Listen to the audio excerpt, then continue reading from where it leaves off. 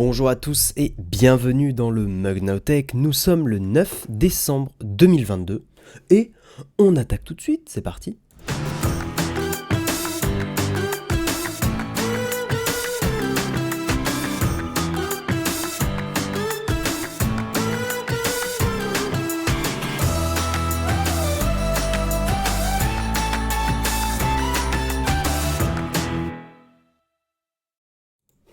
Bonjour à tous, très content de vous retrouver dans le Mug. Comment ça va les gens? J'ai les cheveux qui sont n'importe comment bien sûr.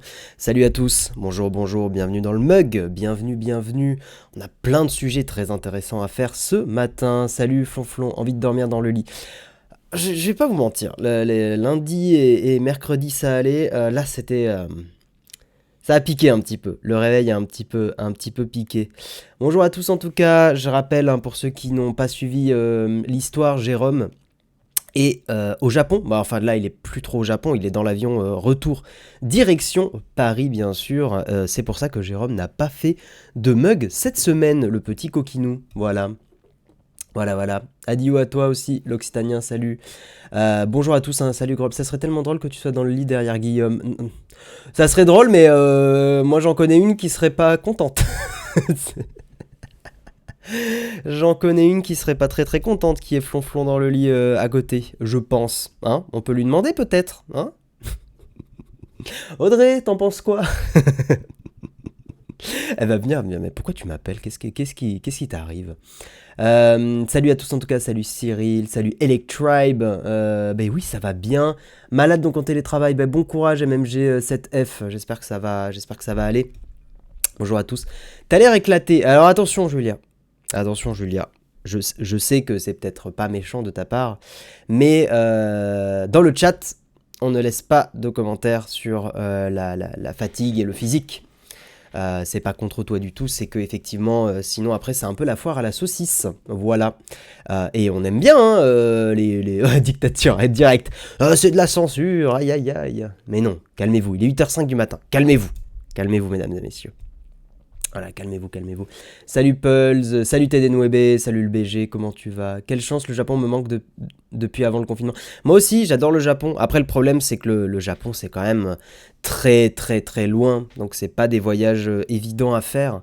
Mais c'est vrai que c'est des voyages qui t'ouvrent tellement sur le monde que c'est chouette, quoi. Voilà. Vous avez vu, hein, beaucoup de philosophie ce matin. Profonde en plus. Voilà. Pas de confinement là-bas comme la Chine. Non, le Japon ça va, c'est juste que le Japon est quand même beaucoup plus... a été quand même fermé beaucoup plus longtemps que les pays européens notamment.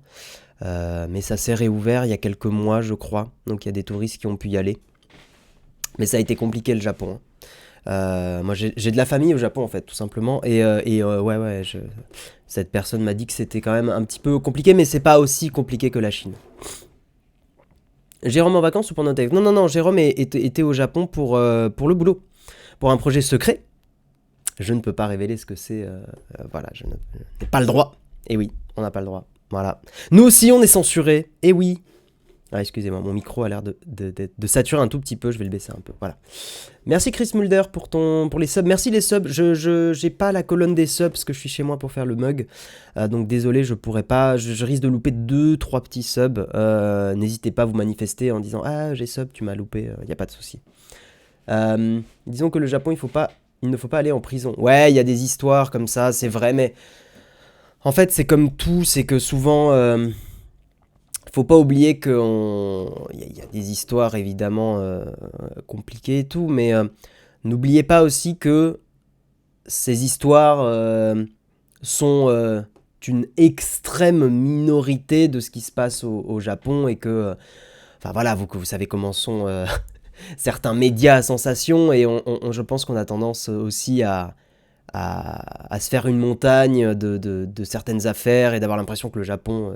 si t'as le moins de problèmes avec la police, c'est finito, t'es emprisonné et ciao, et bon, c'est plus compliqué que ça quand même. Voilà, ça arrive pas comme ça, quoi. Voilà. Merci Caro CCB, pour le sub, merci beaucoup, 5 mois d'abonnement, merci beaucoup. Plus de l'amour, c'est de la rage, comme dirait notre cher Jérôme. Au pire, on se fait la malle. Merci Samu Archetest, très bien. Pourquoi t'as un compte Samu Archer Test aussi qui est sub? Je- Il s'est passé quoi? Jérôme est au Japon. C'est juste, voilà, pour ceux qui ont loupé, Jérôme est au Japon.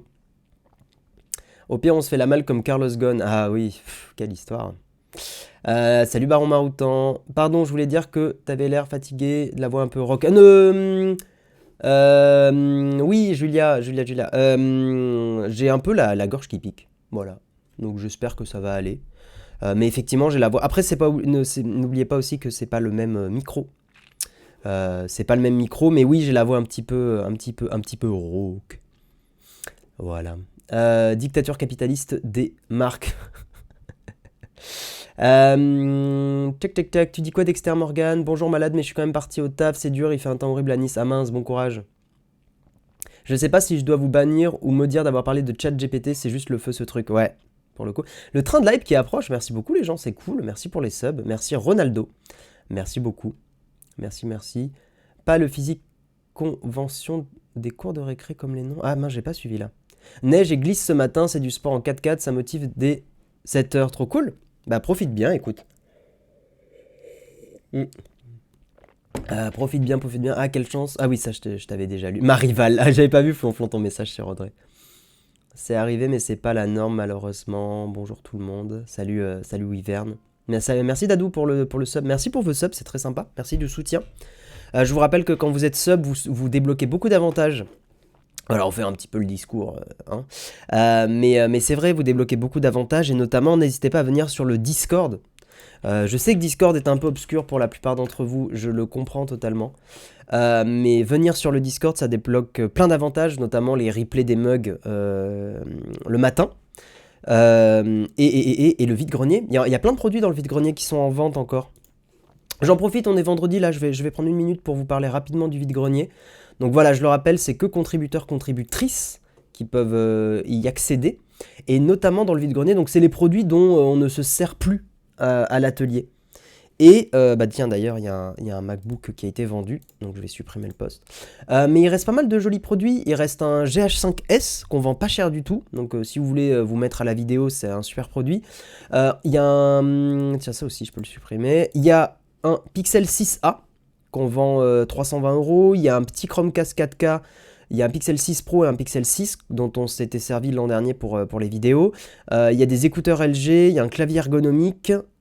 Et voilà, je crois que c'est tout. Mais notamment, je trouve que le meilleur deal, là, c'est les Pixel et le GH5S, c'est pas mal, quoi. Et le Pixel 6a est vraiment comme neuf, donc ça peut même faire un cadeau de Noël. Voilà, si vous avez quelqu'un qui est à la recherche d'un bon téléphone portable pas cher. Et en plus, pour le coup, le Pixel 6a, niveau photo, bon, il a le capteur historique de Google, mais il est bien. Il est bien le capteur. Donc ça peut être des achats très très chouettes. Et je vais aussi vendre mon Apple Watch dessus. Voilà, si vous êtes intéressé, il y a une Apple Watch 5 qui va apparaître. Voilà. En tout cas, ça fait toujours plaisir de discuter, de regarder vos vidéos. Mais c'est gentil, MMG7F. Ça fait longtemps que je te vois dans le mug là. C'est cool. Merci à toi. Il fallait aller les chercher à Paris. Non, on a déjà expliqué, on a changé un petit peu cette politique, Yves Castel. On a changé cette politique, on peut vous envoyer les produits. En fait, on n'envoie pas par la poste les produits pas chers. C'est-à-dire, on va dire moins de 20-30 balles, on les envoie pas. Par contre, non, on envoie des produits. Par contre, c'est juste, et je vous le dis droit dans les yeux, si la poste merde, c'est pour votre pomme. Pour le coup, la poste, nous, on n'a pas confiance et c'est pour ça qu'on n'aime pas. Mais si vous êtes prêt à prendre le risque que la poste perde votre colis, alors dans ce cas-là, on vous envoie un pixel par la poste, il n'y a pas de souci. Mais si le produit n'arrive pas, nous on peut vous faire des photos, des vidéos pour vous prouver qu'on l'a bien envoyé à la poste si vous voulez. Mais si le produit n'arrive pas, voilà, enfin, je vais être un peu direct, mais on remboursera pas quoi. Voilà. On vous apportera toutes les preuves qu'on a bien posté le colis. On peut ouvrir une enquête ensemble. Mais voilà, vous comprenez pourquoi on essaye d'éviter l'envoi. Parce qu'après, ça peut... S'il y a le moins de problèmes, ça va vite être la merde. Jamais eu de souci avec Colissimo. Si, moi j'ai déjà eu. J'ai acheté un 6A. Je trouve que les photos sont moins bonnes que le Pixel 4A. Ah ouais, Julia? Mince, pourtant c'est le même capteur, normalement. Bah, si vous êtes prêt à payer l'assurance sur le colis, il n'y a pas de problème. Il est à combien le GH5S? On le vend 800 balles. Si je dis pas de bêtises. Je crois que c'est ça, c'est 800.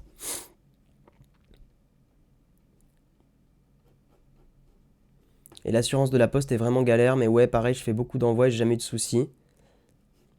Il est à 343,9 en promo, le Pixel 6a. Bah nous, on le vend à 320 comme neuf. Hein. Et en fait, c'est ça, c'est que Iliaf, pour le coup, je te dis, nous, il a été ouvert et on n'a pas eu le temps d'en faire une vidéo. Donc en fait, il a juste été ouvert et il est dans sa boîte et il n'a pas bougé de sa boîte. Donc effectivement, en promo, il est à 340. Mais nous, il est à 320 neuf, quoi. Mondial Relais, jamais eu de soucis. Ouais, Mondial Relais, il faudrait qu'on fasse aussi, peut-être. T'as raison. On va commencer le mug, je vous propose. Oh, on a quand même pas mal d'articles. Mais j'aime bien prendre le temps de blablater un peu. Je sais que ça fait commencer le mug un peu plus tard. Mais je trouve ça agréable de commencer en blablatant un petit peu tranquillou et de pas attaquer dans le dur. Voilà. Je sais qu'il y en a qui sont moins fans de ça, mais moi j'avoue que j'aime bien, vu qu'on se réveille un peu. Je me réveille un peu avec vous. Voilà. Voilà. Je vous propose effectivement qu'on attaque. Alors, j'ai pas branché mon Stream Deck, donc il faut que je fasse toutes les transitions à la souris. De quoi on va parler aujourd'hui? On a pas mal d'articles très intéressants. On va parler... Ouais, ça a marché. On va parler d'un premier article de ZDNet, RGPD, la CNIL met de nouveau Free à l'amende. Qu'est-ce qu'il s'est passé? Vous verrez que Free sont pas très professionnels. Attendez, je vais juste augmenter un peu la taille de ma caméra, pas besoin qu'elle soit si petite.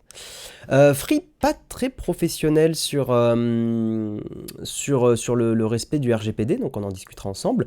On va parler des équipes de Google Maps et de Waze qui fusionnent. Vous avez peut-être vu passer cette news. Ça sent pas très bon pour Waze quand même, moi je trouve. Parce que là, pour l'instant... Enfin, vous verrez dans l'article des numériques, mais Google dit que ouais, il n'y a pas de souci, Waze disparaîtra pas.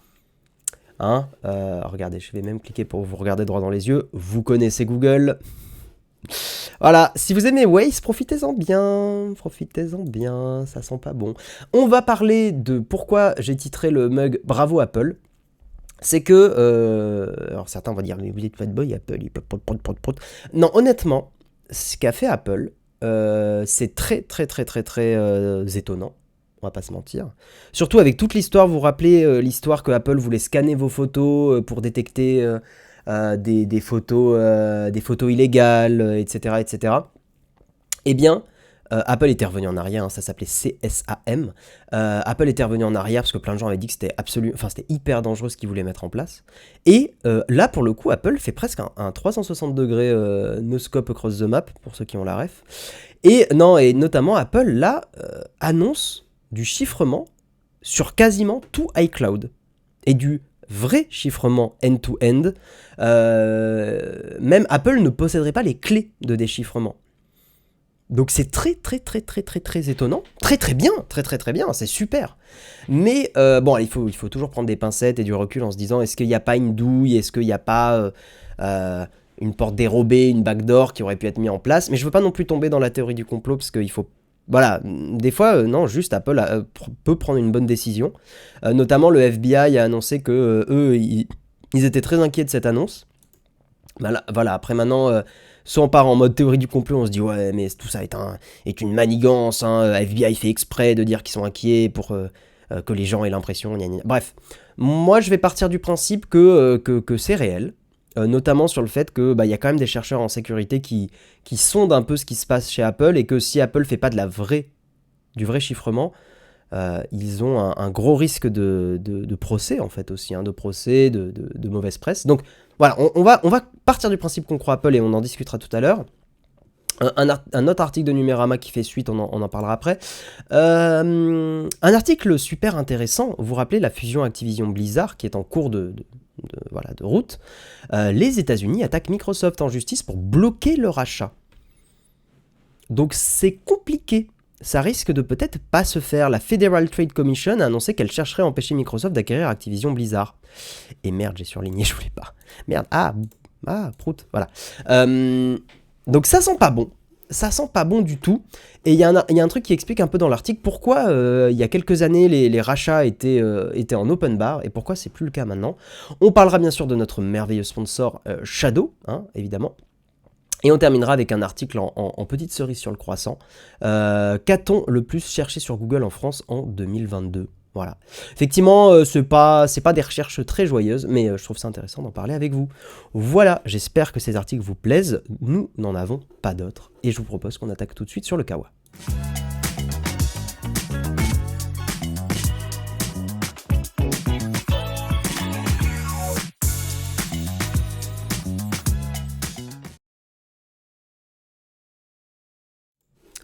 Alors, bravo Guillaume, enchaîné prout et ça sent pas bon, bien joué. Eh oui, eh oui, eh oui, eh oui. Oh, maintenant je peux épingler des messages en un clic sur le chat Twitch. Putain, c'est bien ça. Picarflo, tu dis quoi? C'est dans la mouvance, mais je serais curieux de voir comment sont gérées les clés, où elles seront stockées. Ben moi aussi. Mais on va en discuter ensemble. Il y a des gens qui quand même ont un peu analysé le sujet. Je lis un peu vos messages. Donc c'est 180 degrés et pas 360. Tu as raison. Tout à fait. Apple a fait un 180, pas un 360, sinon ils font la même chose. Tu as raison. Tu sais, les maths à 8h19 du matin, compliqué. Pourtant, Waze avait su... Oui, ça, on en parlera. Waze, ouais, hein, préparez-vous. Hein. Préparez-vous. Alors, RGPD, article de ZDNet. La CNIL met de nouveau Free à l'amende. Alors, qu'est-ce qui se passe? Free fait figure de récidiviste aux yeux de la CNIL. Après avoir été sanctionné de 300 000 € en janvier dernier pour son activité de téléphonie mobile, l'opérateur télécom se voit infliger une amende d'un montant similaire pour, cette fois, son entité opérant sur le marché de la téléphonie fixe. Donc avant Free Mobile, aujourd'hui Free. Ok. Le premier avertissement ne semble pas avoir été suffisant puisque la nature des manquements au RGPD relevés par l'autorité de contrôle est assez similaire à ceux constatés en début d'année.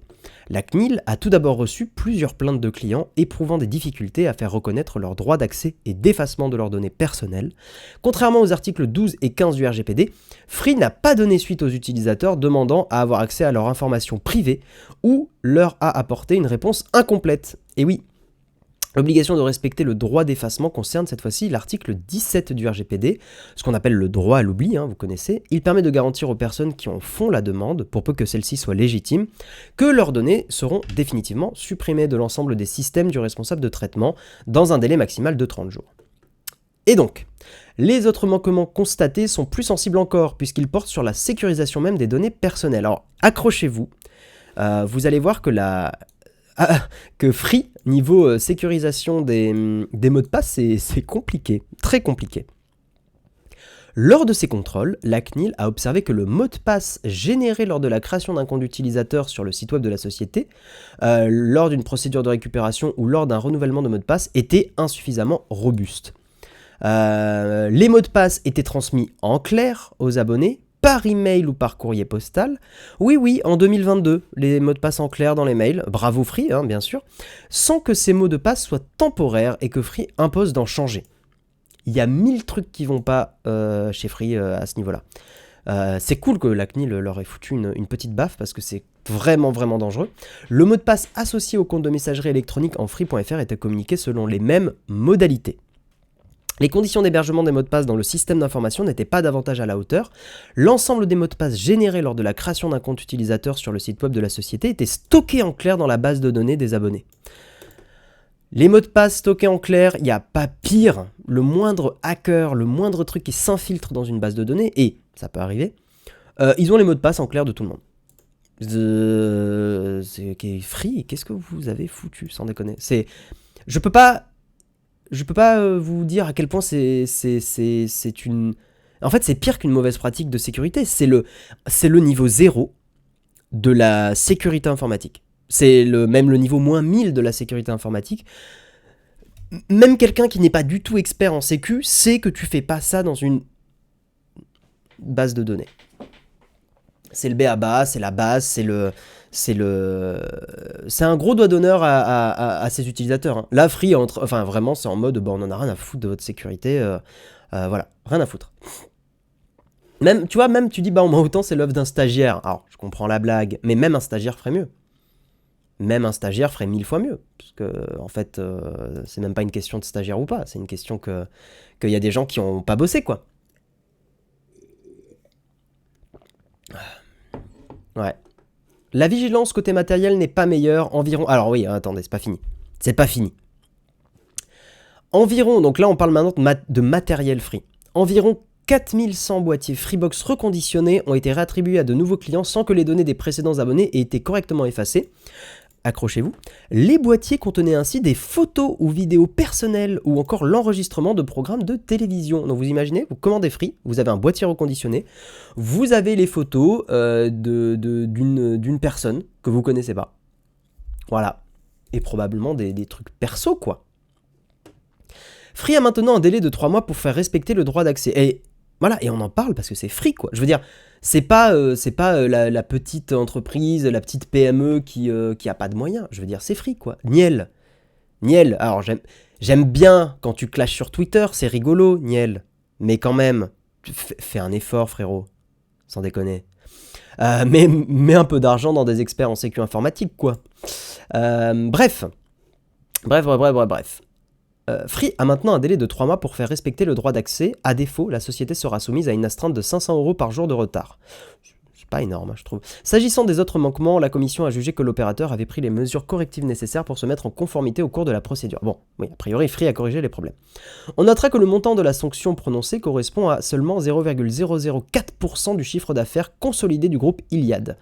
En 2021, celui-ci s'est élevé à 7,587 milliards d'euros, en hausse de plus de 29% sur un an. Putain, ça roule bien chez Free. Pour mémoire, la CNIL a la possibilité de prononcer, pour les manquements les plus graves, une amende administrative pouvant s'élever jusqu'à 20 millions d'euros ou 4% du chiffre d'affaires annuel mondial. Très bien. Oui, c'est soit 20 millions d'euros, soit 4% du chiffre d'affaires annuel mondial, donc l'amende peut être quand même assez élevée. Et après, il donne d'autres exemples. Hein. Il y a Bouygues Télécom qui, pareil, avait une amende de 250 000 € pour manque de sécurité. Mais bon, pas forcément besoin de s'épandre là-dessus. Voilà. Ça se trouve chez Free, ils ont même pas pris la peine de recruter un étudiant de première année de chez 42. Oui, c'est vrai. C'est marrant, oui. Je suis d'accord avec toi. Mais voilà pour cet article, effectivement, de Free. Free qui a pas été bon, hein. Vraiment, c'est compliqué, là. Hein. Imagine, tu tombes sur des vidéos not safe for work. Ouais, mais... bah oui, ça peut être terrible. Mais bon, rien que le fait d'avoir, par exemple, des photos de... Je sais pas, imagine des photos de ton gosse qui tombe chez un autre abonné, quoi. Enfin, c'est pas normal, quoi. C'est pas normal du tout.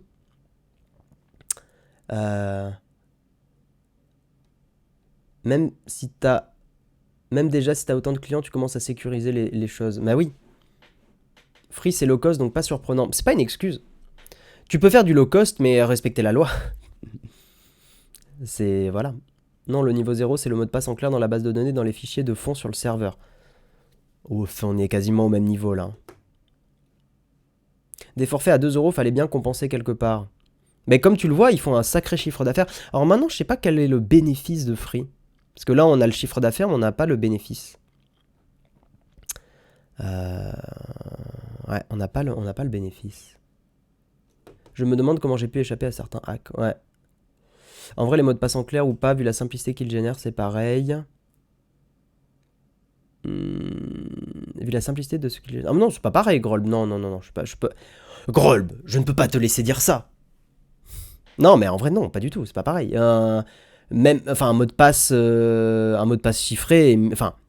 Après, ça dépend de ta méthode de chiffrement, de tout ça, mais globalement, un mot de passe doit être chiffré, point barre. Tu mets pas des mots de passe en clair du tout. Je vais peut-être migrer ma boîte mail autre part. Ah oui. Bah pour le coup, alors, on n'est pas sponsor, mais je sais qu'en ce moment, putain, moi, je me tâte un peu hein, sur Proton Mail. Hein. Je crois qu'il y a encore la promo de End of the Year Deal. Parce que c'est relativement correct, hein, le prix de Proton, là, en ce moment. Proton, je crois que c'est... ouais, c'est ça, 40%, 40% de promo, c'est pas dégueu. Hein. Et je me tâte bien, parce qu'il y a quand même des trucs que je préfère sur Proton, là, sur niveau sécurité, chiffrement et tout, c'est pas mal. Hein. Parce que Postéo, j'adore. Mais en fait, j'avoue que Proton me titille bien, quoi. Ah, elle est toujours là, la promo. Ouais, j'ai vu. Haché supérieur à chiffré. Bah, haché est une forme de chiffrement. Je l'ai pris, Proton Mail, j'en suis très satisfait. J'adore Proton. Ouais, mais je sais que c'est super Proton. En fait, ce qui m'agace sur Postéo, et là, pour le coup, c'est un retour d'expérience que j'avais pas quand j'avais ouvert le service à la base, c'est que Postéo comment dire, est moins bon en termes de gestion du spam. Et le problème, c'est que là, vu que je commence à avoir utilisé mon mail Postéo sur des services, je commence à avoir du spam dessus. Et le spam est pas très bien traité. Et je pense que Proton est bien meilleur à ce niveau-là. Le souci, c'est le moteur de recherche Proton. Ouais. Après, surtout, je me dis Proton est une équipe plus grosse, à contrario de Postéo, qui est sûrement une beaucoup plus petite entreprise. Ouais, je vais peut-être y passer. Vous me donnez envie. J'ai envie de me faire offrir Proton pour Noël. Proton Mail, c'est chelou, il force un numéro de tel. Ah bon? Faut un numéro de tel pour Proton? Après, moi, je m'en fous. J'ai pas un. En fait, je suis pas. Comment dire? Moi, ça me dérange pas parce que j'ouvre pas. Comme. Je. Comment expliquer? Si par exemple, enfin, je me doute que tu vois, ils utilisent le numéro de téléphone pas pour que ça soit de la data personnelle utilisée à des fins marketing. Le numéro de téléphone est probablement utilisé pour de la double authentification et des choses comme ça. En fait, disons que je fais assez confiance à Proton pour que ça soit utilisé à des fins justifiées.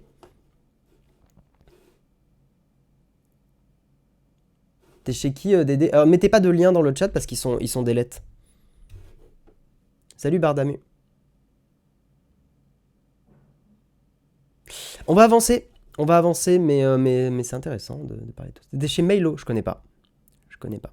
On va avancer, mesdames et messieurs, et nous allons parler. Alors là, pour tous les gens qui conduisent dans le chat, bonjour à ceux qui d'ailleurs nous écoutent en conduisant. Je sais que vous êtes nombreux à mettre Twitch sur le téléphone dans la bagnole et de nous écouter sur vos haut-parleurs. On vous fait des bisous. Et vous avez bien raison d'écouter le mug plutôt que la radio, parce que la radio, il y a 10 minutes de contenu pour 5 minutes de pub. Là, il y a 1 heure de contenu pour 5 minutes de pub, ce qui est quand même plutôt cool. Hein, voilà, évidemment. Merci pour le sub, Bailang. Pourquoi Apple a gagné? On va en parler après. Ça sera le prochain article. Pour l'instant, on parle de ça. Salut Altisplay, bienvenue à toi. Alors, les équipes de Google Maps et Waze fusionnent pour réduire les coûts. Oh là là, qu'est-ce qui se passe? Vers une fusion des applications Maps et Waze, rien n'est encore fait. Toutefois, Alphabet, je vais zoomer un petit peu, la maison mère de Google, va fusionner dès ce vendredi 9 décembre les personnels en charge des apps de guidage. Plus de 500 employés. Tu dis quoi? Jamais utilisé Waze? Putain, moi j'ai beaucoup utilisé Waze, hein. Je trouve que c'est la meilleure appli de GPS, personnellement. Plus de 500 employés de l'application israélienne, je savais pas que c'était israélien Waze, rejoindront la division Géo de Google. Géo, c'est le segment de l'entreprise américaine, merci pour le sub El Mexicano, qui conçoit et maintient les logiciels de mapping chez Alphabet, Maps, Earth, Street View. La décision est tombée brutalement ces dernières heures et a été confirmée par un porte-parole de Google à nos confrères. L'actuel patron de Waze, Neha Parikh, quittera la société au terme d'une période de transition. Ça sent pas très bon ça. L'opération ne devrait susciter aucun licenciement, assure Google. Avec ce rapprochement, le groupe de Mountain View entend maximiser l'efficacité de ses équipes en évitant les fonctionnalités doublons entre Waze et Maps. Par contre, une fusion des deux apps n'est pas à l'ordre du jour. Ouais, enfin d'ici 1 an quoi, y a pas de souci, voilà. Je vois pas en quoi fusionner les équipes évite les doublons dans le sens où en fait, ok tu fusionnes les équipes, mais en soi les applis si elles sont encore divisées, tu auras encore les doublons. Alors après j'imagine qu'ils vont unifier certaines technologies, je pense que c'est peut-être ça la raison. Mais on verra. Mais c'est vrai qu'aujourd'hui, Google Maps et Waze font quand même très doublons. Ça, il faut quand même le reconnaître. Bref, Google reste profondément attaché à l'unicité de la marque Waze, à son application bien aimée du public et à sa communauté florissante de bénévoles et d'utilisateurs. Parce que c'est ça aussi la force de Waze.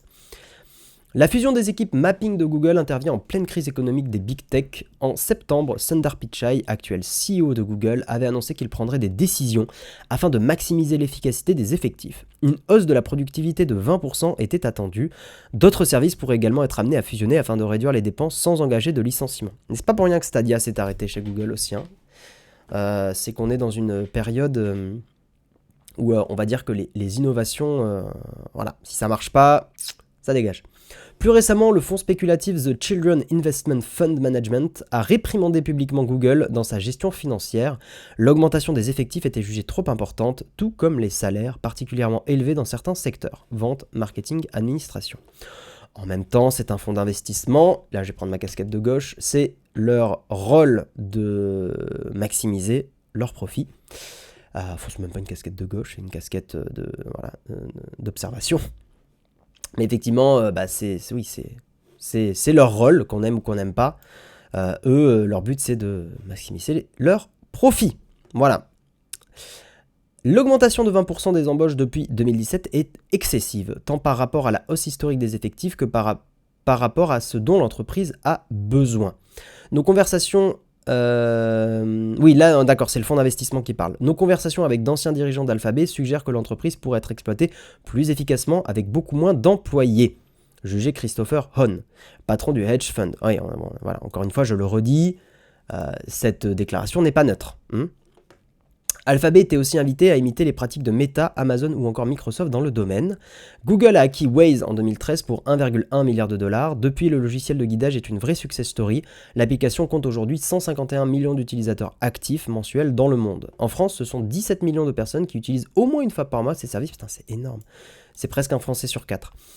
Selon les données publiées en mai 2022 par le Parisien. Putain, si cette stat est véridique, c'est énorme. Mais ça m'étonnerait pas, hein. Waze c'est super populaire, très populaire, très très populaire. Alors est-ce que ça utilise Waze dans le chat, hein? Et est-ce que vous êtes prêts à ce que le service y disparaisse? Voilà, c'est la question que je vous pose ce matin.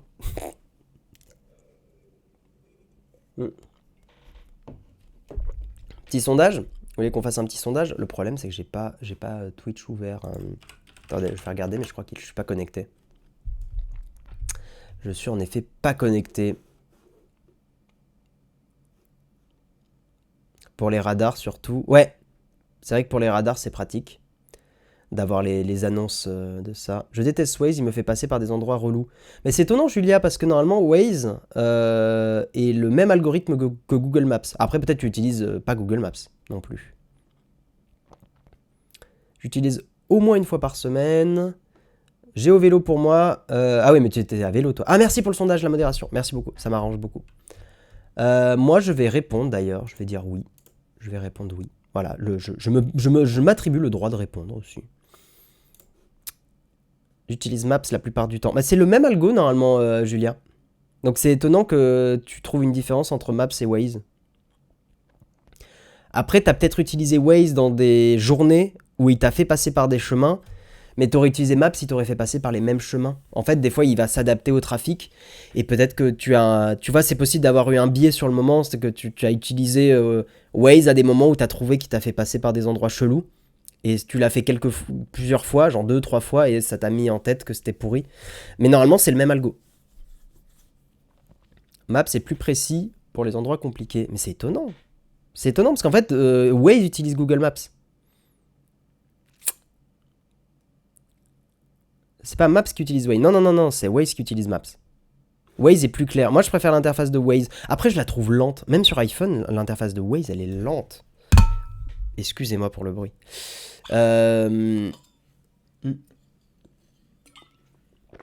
Moi, surtout, ce que j'aimais bien sur Waze, c'est que... Oh, ça fait longtemps que je ne l'ai pas utilisé, là, mais...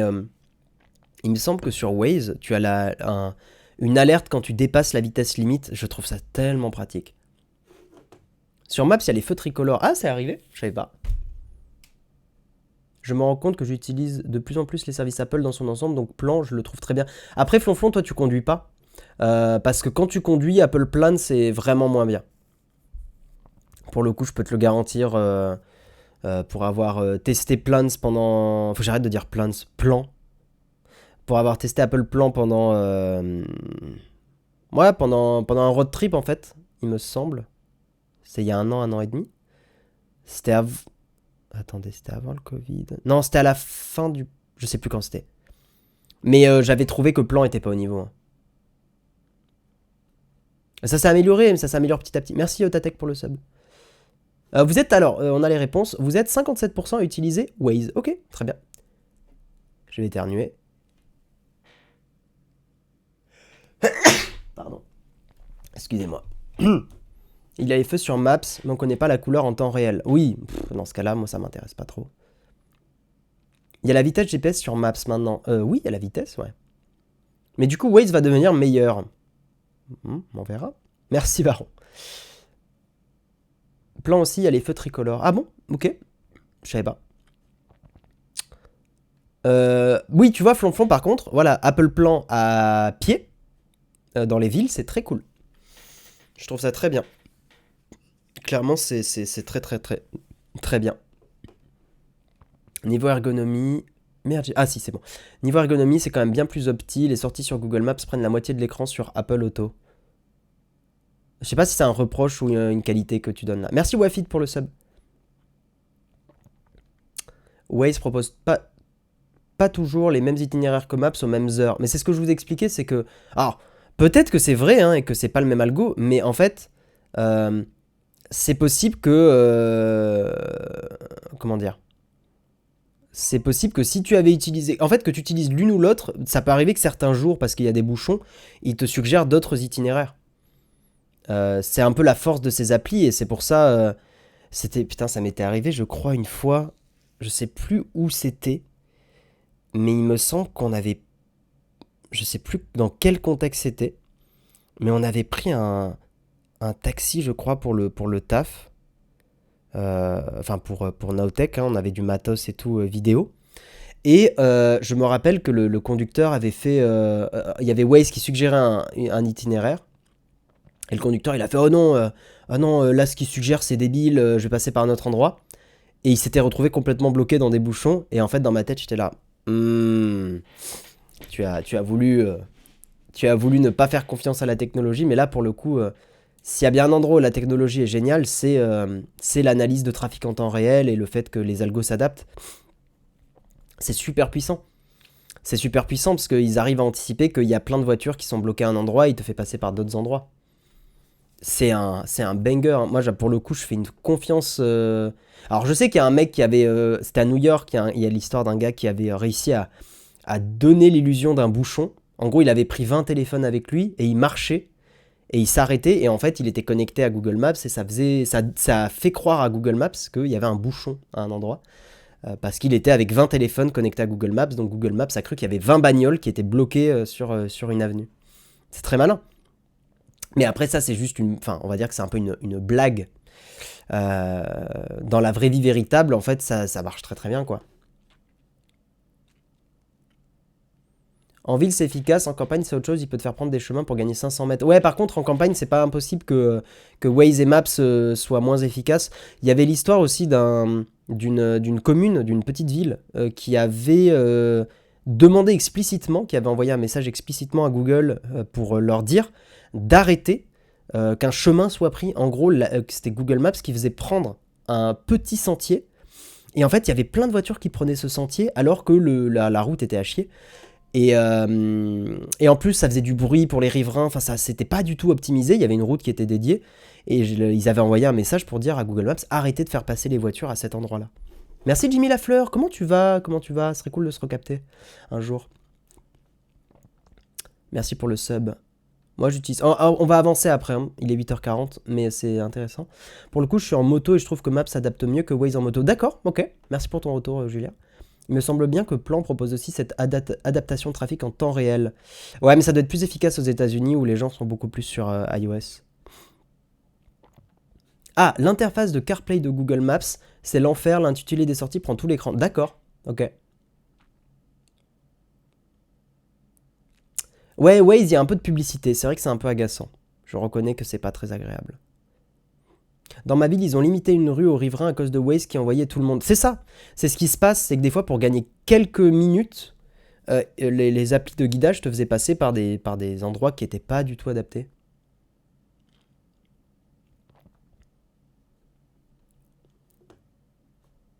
Ah ça, j'ai connu les chemins des champs avec Maps. Ouais, ouais, ouais. Il y a aussi le problème du CO2. De quoi?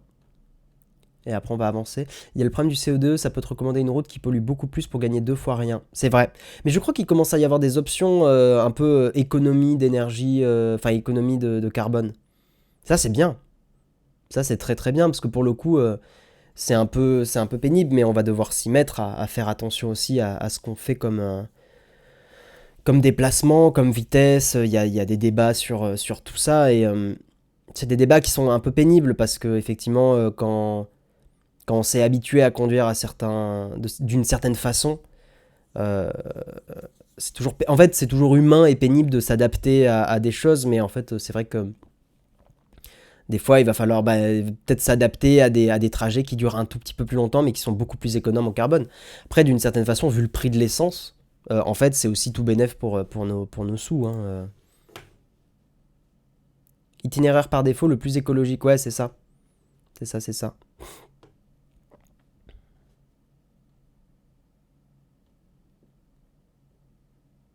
La pub, c'est que quand le véhicule est arrêté. Ouais, après, moi, j'ai une sensibilité à la publicité un peu élevée, ça m'agace très vite. C'est pas pour rien que... là, j'ai enlevé les pubs avec uBlock Origin, et c'est un débat qu'on a souvent avec Jérôme, mais je lui dis, mais comment tu peux laisser toutes les pubs quand tu fais le mug? Et il fait, non, mais ça me dérange pas. Moi, je peux pas. Moi, je peux pas. Mais je comprends, hein. Sur les petits trajets, il devrait mettre une pop-up pour dire de prendre le métro ou le vélo. Ouais, après, si quelqu'un prend la bagnole, c'est qu'il a une bonne raison de prendre la voiture aussi. C'est là où il faut pas non plus trop juger vite. C'est on est bien prompt à juger du pourquoi, du comment. Mais des fois, il y a des bonnes raisons, tu vois. Ça, c'est un truc avec Jérôme, je suis assez d'accord, c'est que la culpabilisation à outrance peut être productive, mais je pense aussi qu'il y a une forme de contre-productivité et il faut pas la négliger. Et que, en fait, c'est toujours le même truc, mais tu vois, enfin, il y a des gens, on leur dit, ouais, pourquoi tu prends la bagnole, machin et tout, mais en fait, parce que il faut aller chercher les gosses, parce que machin. Enfin, bon, c'est des débats qu'on a déjà eu 1000 fois, mais il y a tout un tas de raisons. On va avancer, là, on digresse totalement. On digresse et on va parler du gros article du jour. Voilà, hein, on va parler du gros article du jour. Parce que sinon, on va partir dans les graviers et vous nous connaissez sur le mug. Voilà, en tout cas, j'aime bien les petits débats qu'on a quand même ce matin. Nous allons parler de pourquoi ce mug s'appelle Bravo Apple. Et franchement, ce qui se passe, c'est assez chouette. Apple annonce une vraie révolution pour la sécurité d'iCloud, c'est un pas immense. Ça y est, Apple bascule enfin dans l'ère du chiffrement de bout en bout. En 2023, les sauvegardes dans son cloud auront droit à un niveau de protection bien plus élevé, y compris les photos, les notes et les messages. Cette bascule est cruciale pour la marque et pour l'industrie. C'est certainement l'une des mesures les plus significatives en matière de vie privée que vient de prendre Apple depuis des années, une décision de tout premier ordre pour lui-même et ses clients, mais aussi pour toute l'industrie de la tech. Et oui, c'est ça qui est intéressant aussi. La firme de Cupertino va enfin fournir du chiffrement de bout en bout dans la plupart de ses applications iCloud. Ce mouvement a été officialisé par Craig Federighi, autrement appelé le beau gosse d'Apple, à la tête de toute l'ingénierie logicielle dans le cadre d'un entretien accordé au Wall Street Journal. Cette nouvelle protection sera appelée Advanced Data Protection dans le cadre des services et des produits de l'entreprise. Alors, le chiffrement de bout en bout, surnommé parfois End-to-End Encryption, c'est pas surnommé, c'est son acronyme, est aujourd'hui l'une des protections les plus abouties pour sécuriser des informations. Il s'agit d'un procédé qui mobilise des opérations mathématiques complexes pour cacher des fichiers ou des discussions dans des données dont le sens paraît n'avoir ni queue ni tête. Ouais, ok. C'est une façon peut-être un peu compliquée d'expliquer le chiffrement, mais why not ? En gros, on peut le dire peut-être plus simplement, c'est vous avez un message, il est traficoté pour qu'on puisse plus le déchiffrer. Voilà, point. Et qu'il n'y a que vous qui puissiez le déchiffrer. Différents protocoles, c'est peut-être moins joliment expliqué. Différents protocoles peuvent être utilisés pour du end-to-end encryption, pour du chiffrement de bout à bout, et ils peuvent être ouverts ou non. Alors, les détails techniques autour de l'Advanced Data Protection restent flous. L'idée générale est de rendre inaccessibles les données sous end-to-end encryption si on n'a pas une clé spéciale pour les déverrouiller. Dans le cadre de ce chiffrement, de bout en bout, Apple ne la possède pas. Donc, c'est très important. Pourquoi j'ai surligné ça ? Je suis allé vérifier un peu sur Reddit, parce que j'avais vu aussi le post sur Reddit. Et il y a une personne qui est allée checker ça. Donc, merci à Nildea d'avoir fait ce boulot-là. Effectivement, mais ça, c'est crucial. C'est crucial. Apple, normalement, garantit qu'ils n'ont pas la clé de déchiffrement. Donc, ce que ça signifie, c'est que, a priori, Apple ne peut pas déchiffrer vos données. Et c'est ça le cœur du problème, parce qu'il y a des services qui font du chiffrement, mais ils ont la clé de déchiffrement. Alors, ils vous la fournissent, mais ils la gardent aussi de leur côté. Et ça, c'est pas du vrai chiffrement. En fait, si Apple peut voir vos messages, c'est pas du vrai chiffrement. Tout simplement. C'est juste, ça permet éventuellement de se protéger un peu des hackers et c'est tout, quoi. Mais bon, c'est très dangereux. Donc là, effectivement, c'est ce qu'explique cette personne, c'est que les clés de déchiffrement, je le simplifie un petit peu, ne sont pas stockées dans iCloud Keychain. Voilà, Apple ne peut pas lire ou accéder à ces clés de déchiffrement. Voilà. Jusqu'à présent, Apple limitait l'usage du chiffrement de bout en bout à quelques informations comme les mots de passe et l'historique de navigation web, rappelle Matthew Green, spécialiste en cryptographie et enseignant à l'université Johns Hopkins. Le reste, les messages écrits, les photos, les notes, etc., étaient accessibles en clair en cas d'accès au compte iCloud. C'était un point faible dans la stratégie de protection des données Apple. Or, iCloud était considéré ici comme le maillon faible. Les données circulant entre l'iPhone ou l'iPad et le compte iCloud sont chiffrées pour les protéger pendant le trajet, donc ça c'est normal. Hein. Vos données sont chiffrées quand elles transitent, ça par contre pas d'inquiétude là-dessus. Ça c'est normal. Elles sont également chiffrées au repos sur les serveurs d'Apple, mais dans ce cadre, l'entreprise a accès aux clés qui ont servi à ce chiffrement. C'est ce que je vous explique. C'est que si Apple a les clés, ils peuvent déverrouiller vos données, quoi. Alors que le nouveau système, a priori, Apple n'aura pas les clés. C'est vous uniquement. Si vous avez déjà utilisé Signal, vous comprenez un petit peu mieux ce que ça signifie. Ça signifie quand même beaucoup de choses. Ça signifie que si vous perdez votre clé, qui peut être un code, qui peut être plein de choses, je vulgarise beaucoup, vous risquez de perdre toutes vos données. Par exemple, quand vous migrez quand vous avez Signal, si vous migrez d'un ancien téléphone vers un nouveau téléphone, si vous ne faites pas la migration des messages, qui se fait en Bluetooth, il me semble, vous perdez tous vos messages. En fait, parce que le Signal ne peut pas les copier de ses serveurs vers votre nouveau téléphone. Parce qu'ils n'ont pas accès aux messages. Voilà. Donc ça a des implications sur la facilité de transférer des données, quand même. Donc c'est important à noter. Tac. Je vais peut-être avancer un petit peu sur l'article. Donc un petit peu de contexte, Apple a souvent été critiqué pour cet aspect-là d'iCloud, donc le fait que ça soit pas chiffré, hein. C'est vrai que c'était une critique que je vous faisais aussi. Rappelez-vous, hein, quand je traitais des articles dans le mug, je disais oui, mais Apple ne chiffre pas iCloud complètement. D'après Craig Federighi, la société n'a pas pu aller plus vite parce qu'il fallait d'abord déployer l'infrastructure adéquate et des briques technologiques spécifiques, ça c'est vrai, hein, pour déchiffrer, ça demande... pour chiffrer et déchiffrer, ça demande de la puissance logicielle. Il fallait aussi réfléchir à la façon de permettre la récupération des données utilisateurs pour ne pas les priver d'une option de secours indispensable. Ça, en général, effectivement, ça peut se manifester par des codes de secours, par des choses comme ça. Voilà. L'absence d'avancée sur ce terrain a, pendant un temps, été associée à des fortes pressions venant des autorités américaines et notamment du FBI. On sait que dès 2016, Apple avait manifestement la technologie pour se lancer, mais les forces de l'ordre n'y auraient pas été favorables, car cela aurait été compliqué selon elles. Cela aurait compliqué leur capacité d'investigation. Ouais. Dans le cadre du chiffrement de bout en bout, il n'est en effet pas possible de voir quoi que ce soit sans la clé de déchiffrement. Apple ne l'a pas et donc ne peut rien livrer aux autorités. Même en forçant les serveurs d'iCloud, un pirate ne verrait que des données illisibles. Et oui, on a dit d'Apple qu'il a freiné sur ce dossier pour éviter des soucis plus tard, comme l'obligation d'installer une porte dérobée. Ouais, rappelez-vous, Apple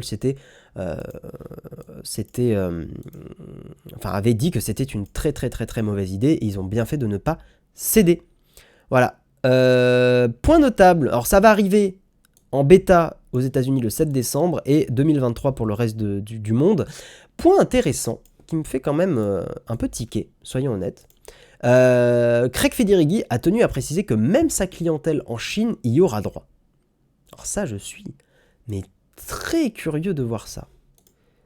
Parce que si c'est du vrai chiffrement... Là, pour moi, en Chine, il va y avoir cette nouvelle technologie. Simplement, je pense que le gouvernement chinois aura les clés de déchiffrement.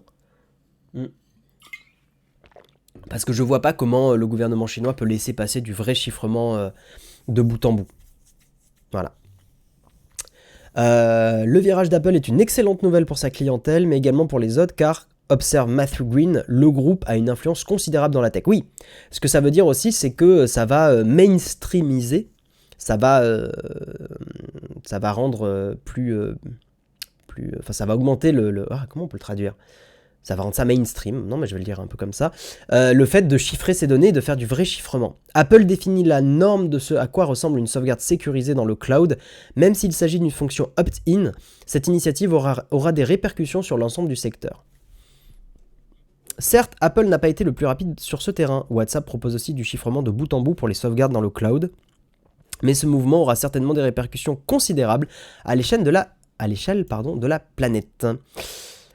Voilà, exactement comme lorsque WhatsApp a activé le chiffrement de bout en bout par défaut pour tout le monde. Et oui. Alors après, attention, faut pas oublier que le chiffrement de bout en bout de WhatsApp n'est pas parfait, dans le sens où effectivement WhatsApp ne peut pas lire vos messages, mais WhatsApp, et donc Facebook, a accès à vos contacts, et les stocke, et s'en sert pour de la publicité ciblée, pour de l'information, pour vous profiler. Donc en fait, faut se méfier. C'est pas parce que quelque chose est chiffré que c'est bon, tranquille, tout va bien. C'est plus compliqué que ça. Et les défenseurs de la vie privée vous disent que les informations les plus pertinentes, c'est pas ce que vous dites, mais c'est à qui vous le dites. Voilà, quels sont vos contacts? C'est beaucoup plus intéressant à analyser que le contenu de vos messages. La Chine a dit OK, mais la clé d'utilisateur doit être sauvegardée sur la Freebox, exactement.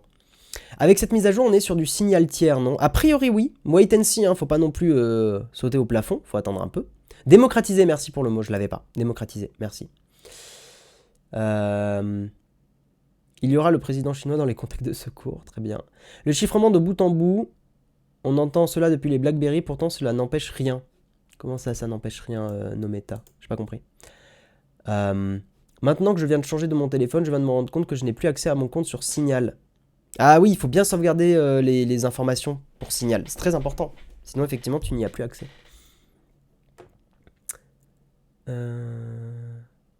Bonjour, faut bien imaginer que dans certaines conditions et besoins, ils pourront y accéder. Bah, a priori, non, c'est ce que j'explique. C'est que s'ils n'ont pas les clés de déchiffrement, ils ne peuvent pas y accéder. Point barre. Exemple, tu as un seul produit Apple, ton iPhone est mort, tu perds tout si la clé reste uniquement sur ton device. C'est une très bonne question. Je ne sais pas comment ça va se matérialiser. Normalement, même quand tu as des services avec du chiffrement, tu peux tu peux sauvegarder je sais pas. Non, c'est une très bonne question. Normalement, tu as toujours des moyens de recovery. Ils peuvent te fournir effectivement des clés à sauvegarder, des choses à sauvegarder à côté. Par exemple, je sais que sur des outils de gestionnaire de mots de passe, comme OnePassword, en fait, tu imprimes un papier avec toutes les informations pour te connecter. Exemple, alors attendez, je continue de vous lire un peu. Ok.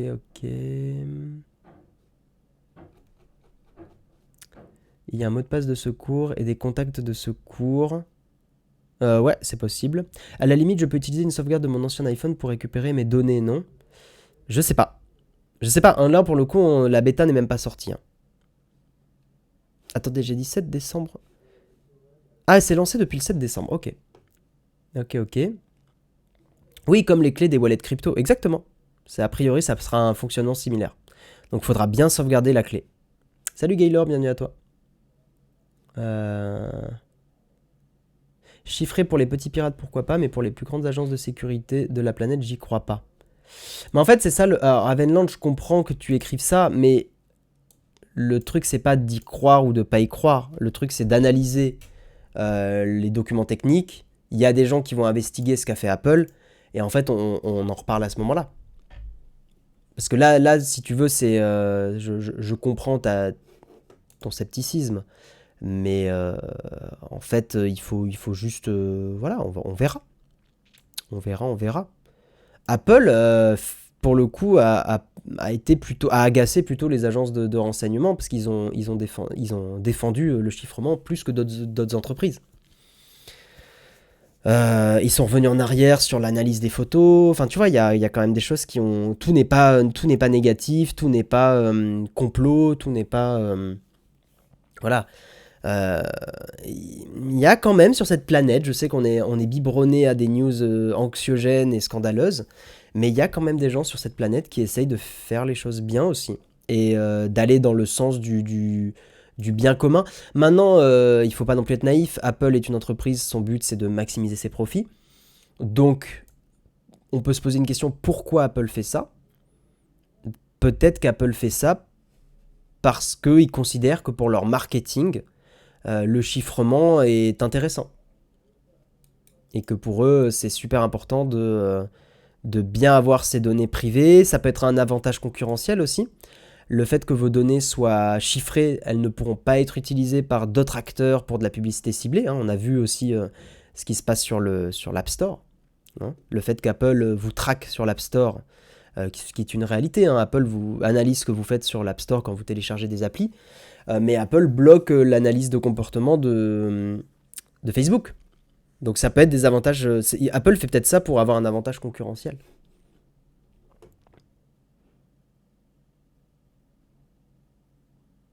Petite question de noob, Telegram ne stocke les données que sur le téléphone et pas sur les serveurs. Ah non, Telegram c'est sur les serveurs.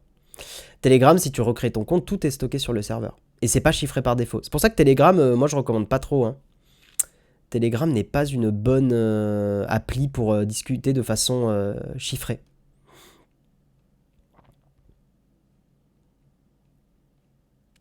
Apple a pas mal de détracteurs, ça sera analysé à la loupe pour faire le buzz avec le moindre détail qui va pas. Ouais, n'oubliez pas, Apple est une entreprise qui est détestée aussi. Et il y a beaucoup de chercheurs et de chercheuses qui passent tout au peigne fin pour vérifier que les choses sont vraies. D'ailleurs, c'est des chercheurs en sécurité qui ont vu que Apple vous traquait sur l'App Store.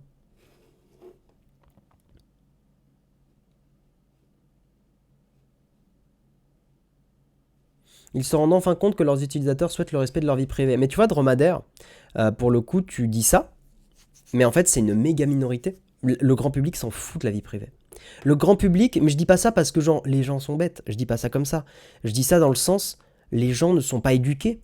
Le grand public n'est pas éduqué, et c'est normal. Moi, je serais pas dans l'informatique, je serais pas du tout éduqué à toutes ces questions-là. Mais les gens ne sont pas éduqués aux enjeux de la vie privée. Parce que ce sont des enjeux qui sont pas très sexy, déjà de 1. Et qui... en fait, c'est comme tous les sujets, c'est que si tu n'as pas des campagnes d'éducation, de choses comme ça, en fait, les gens ne le savent pas. Tu vois, je peux faire un parallèle, l'éducation sur, je sais pas, l'éducation sexuelle, préservatif, tout ça. Ce sont des choses, si tu fais pas d'éducation, en fait, les gens ne font pas ce qu'il faut. Et ça vaut pour tous les sujets. Donc effectivement, la vie privée, tu vois, il n'y a pas d'intervenant qui vient au collège pour dire aux élèves, bah voilà, la vie privée c'est important, chiffrer vos données c'est important, etc. etc.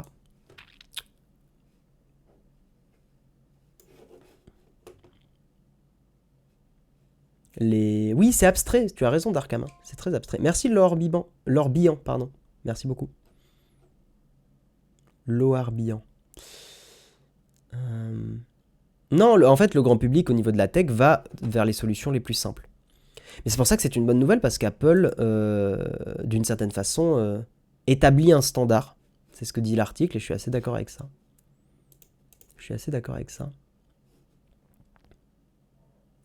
Mettez vos préservatifs de chiffrement, les enfants.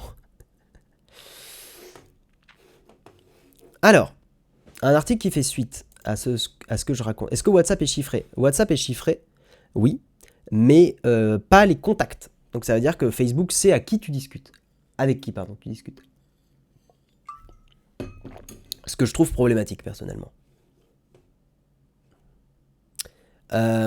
Pourquoi Apple ne peut pas mieux sécuriser certaines données sur iCloud?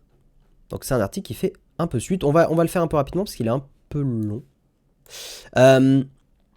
Quelques données resteront hors de portée du chiffrement de bout en bout en phase d'élargissement sur iCloud. Une exclusion nécessaire pour des raisons d'interopérabilité. Et pour le coup, c'est un peu le problème qu'il y a aussi sur Posteo, le service que j'utilise. Pareil, le calendrier, les contacts, tout ça, ce n'est pas chiffré parce qu'effectivement, ça permet d'être interopérable. C'est un vrai truc, hein, c'est pas, pour le coup, c'est pas une excuse. Ce n'est pas une excuse, c'est que pour l'instant, les standards pour les contacts et tout, ce n'est pas chiffré. C'est un peu embêtant. Mais bon, c'est le seul bémol de l'annonce faite par Apple le 7 décembre. Une poignée de données ne pourra pas bénéficier de cette protection avancée. Donc 3 catégories resteront avec les mesures de sécurité actuelles. Les mails, parce qu'effectivement, d'ailleurs c'est un des trucs qui est un peu chiant sur ProtonMail, c'est qu'en fait tu peux pas envoyer du chiffré à des gens qui n'ont pas ProtonMail. Les contacts et les calendriers. La raison, Apple doit tenir compte des besoins en matière d'interopérabilité pour que ces différents services puissent fonctionner sur d'autres systèmes gérant les mails, les contacts et les calendriers. Attendez, j'ai une notif. Ah merde. Mince, pourquoi j'ai ça? Attendez. Tac, conserver. Distribuer immédiatement. Ok. Typiquement, la firme de Cupertino autorise l'usage d'un autre client de messagerie comme Thunderbird pour envoyer et recevoir des emails depuis un compte mail iCloud. Effectivement. Et là, pour le coup, je sais que beaucoup de gens râleraient si on ne pouvait utiliser que un compte iCloud avec les applis mail d'Apple. Clairement. À l'heure actuelle, le chiffrement de bout en bout existe déjà partiellement sur les données iCloud. Il concerne plein de trucs, on va pas faire la liste. Les nouvelles données chiffrées vont concerner effectivement la sauvegarde, iCloud Drive, les notes, les photos. Ah oui, c'est vrai qu'au final, on n'a pas fait la liste de ce qui va être chiffré. Donc, qu'est-ce qui va être nouvellement chiffré aujourd'hui? La sauvegarde de votre téléphone, même si je crois qu'elle n'était pas déjà, ok. iCloud Drive, donc tous les fichiers iCloud vont être chiffrés, les notes, les photos, les rappels, les signets Safari, les raccourcis Siri, le dictaphone, les cartes billets et coupons d'encarte. Voilà. Voilà. Pour les mails, seul le trafic est chiffré, donc lorsque les données sont en circulation, donc ça c'est très important, surtout quand vous êtes sur un Wi-Fi public par exemple dans un aéroport, hein, c'est le truc classique. Aujourd'hui, heureusement, tout est chiffré pendant la circulation des données, donc vous n'allez pas vous faire espionner vos messages. Quant au calendrier et au contact, le chiffrement se fait en transit aussi. Voilà. La politique particulière que suit Apple pour gérer la sécurité des contacts, des mails et des calendriers montre toute la difficulté de satisfaire un haut degré de sécurité sans renier à certaines fonctionnalités. Le chiffrement de bout en bout dans les mails risquerait ici de mettre en péril l'interopérabilité avec d'autres outils tiers. Cette limite n'est pas nouvelle, ProtonMail par exemple peut fournir par défaut du chiffrement de bout en bout si les personnes dans la conversation utilisent ProtonMail. Et oui, c'est un gros avantage ça. Le service ne s'est pas intégré dans la boucle d'autres services de courrier électronique. Une solution consiste à passer par PGP, ouais, c'est un truc de chiffrement, mais ça demande un peu de savoir-faire. Voilà, effectivement, pour ce petit article qui explique pourquoi certaines données ne peuvent pas être mieux sécurisées. Et je trouve que le compromis est acceptable. Voilà. Ne serait-ce pas l'usage des réseaux sociaux? Certains parents ne sont pas sensibilisés à cela et laissent leurs gosses faire n'importe quoi. C'est un autre débat, ça, OX. Et du coup, s'il y a un jailbreak de l'iPhone, ça change rien, tes données sont chiffrées. Il y a un article sur Wired qui parle au cas où on perd notre device et donc la clé de chiffrement. Bah, tu perds tout. En fait, si tu perds ta clé de chiffrement, ta clé de déchiffrement d'ailleurs, enfin l'un équivaut à l'autre, tu perds tout. Tu perds tes données parce qu'en fait tu n'as pas moyen de déchiffrer tes données. Donc tu perds tes données. Donc il faut être très prudent et faire des sauvegardes. Et oui, ProtonMail n'est pas interopérable. C'est que par exemple si tu fais un calendrier ProtonMail, tu es obligé d'utiliser l'appli calendrier de ProtonMail. Après voilà, ça te permet d'avoir un calendrier personnel chiffré. C'est peut-être pour ça que je vais peut-être passer à ProtonMail. C'est une question que je me pose. Parce qu'effectivement, avoir son calendrier chiffré, c'est quand même cool. Question bête, en quoi le chiffrement des données sur iCloud apporte quelque chose à partir du moment où Apple a les clés de chiffrement? Bah, c'est ce qu'on dit, c'est qu'Apple, là, dans le nouveau système, n'aura pas les clés de chiffrement. Parce que tu as raison, t'es au cinéma. Si tu chiffres sur iCloud, mais qu'Apple a les clés, dans ce cas-là, je te le dis, ça ne sert à rien. À part, allez, oui, c'est ce que j'ai dit tout à l'heure, les hackers pourront peut-être moins difficilement accéder à tes données. Mais là, tout le changement qui est en train d'être mis en place, c'est que Apple n'aura pas les clés de déchiffrement. Donc, à partir de ce moment-là, c'est de la vraie protection de données. Voilà. Dans l'article, il est dit qu'Apple a les clés. Non, ce n'est pas dit. Dans l'article, il est dit... voilà. Dans le cadre de ce chiffrement de bout en bout, Apple ne la possède pas, la clé spéciale pour les déverrouiller, la clé de chiffrement. Non. Et j'ai vérifié sur Reddit et il y a une autre personne qui confirme qu'a priori, dans les documents techniques, Apple n'a pas la clé de déchiffrement. Tu as du mal à comprendre, je pense. Ouais, mais c'est pas grave. Il n'y a pas de problème. Ça peut arriver. La clé de chiffrement change-t-elle régulièrement? C'est une très bonne question, ça. Je connais pas les bonnes pratiques à ce niveau-là. Je sais pas si tu peux. Je suis pas un expert en chiffrement, hein, les gens. Donc voilà, si je dis des bêtises, n'hésitez pas à me corriger. Mais je crois pas que tu changes une clé de chiffrement. Oui, d'ailleurs, en vrai, t'as raison, il y a deux clés. Tu as raison. Tu as raison, tu as raison.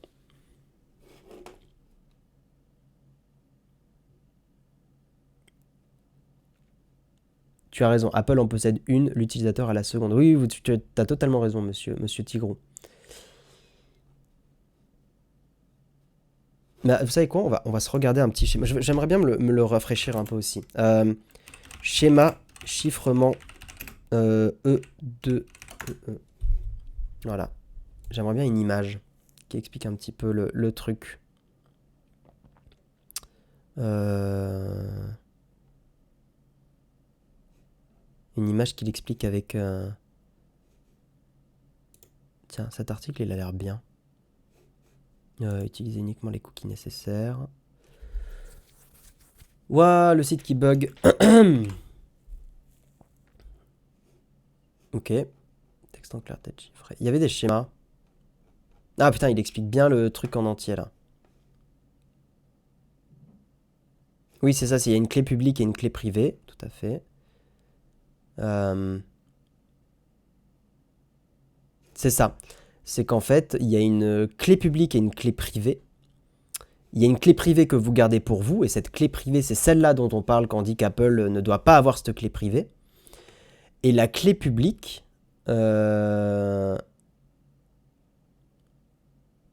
Attends.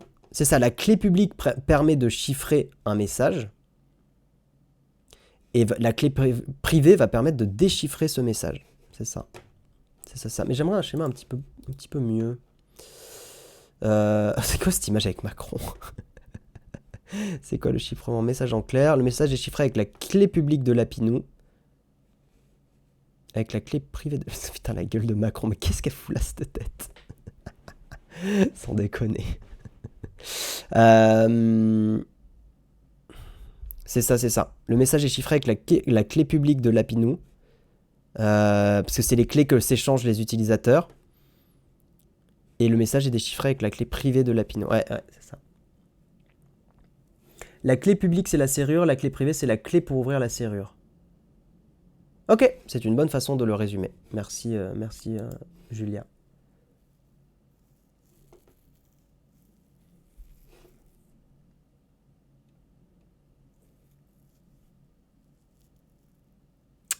Ah, Ragdouche, tu lances un truc qui va nous permettre de blablater pendant 30 minutes. Let's go, la modération va te détester.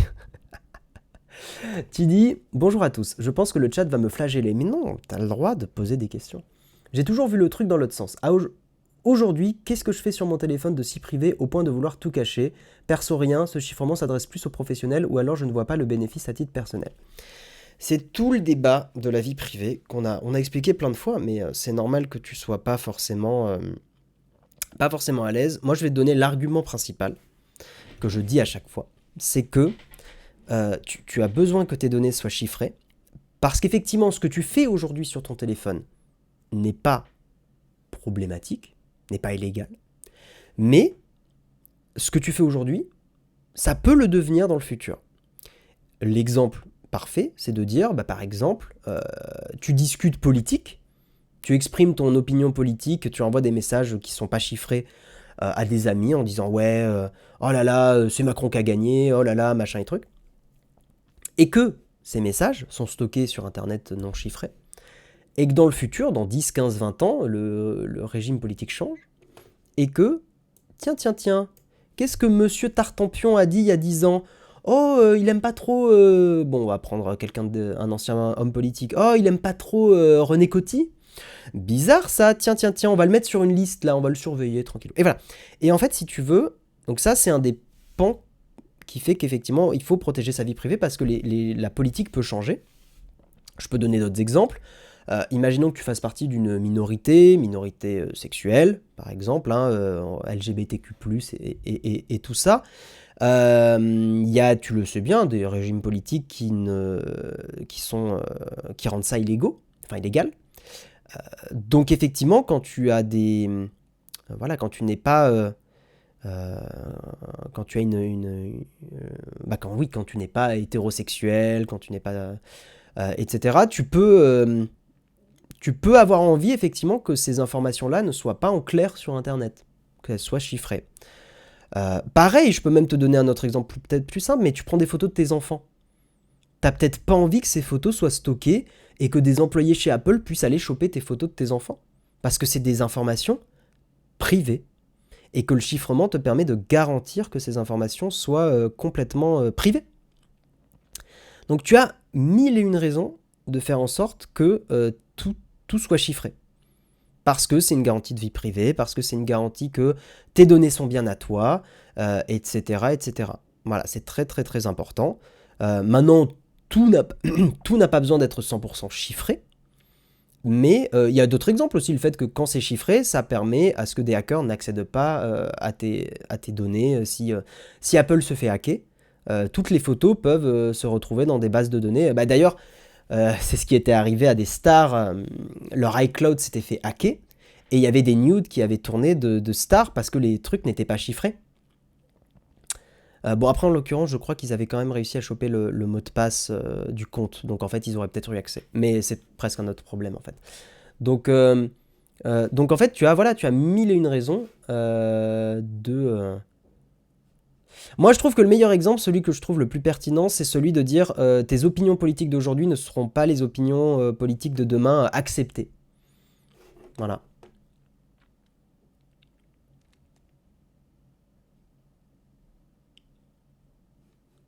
Ouais, je sais, Samuel, mais je trouve le débat intéressant.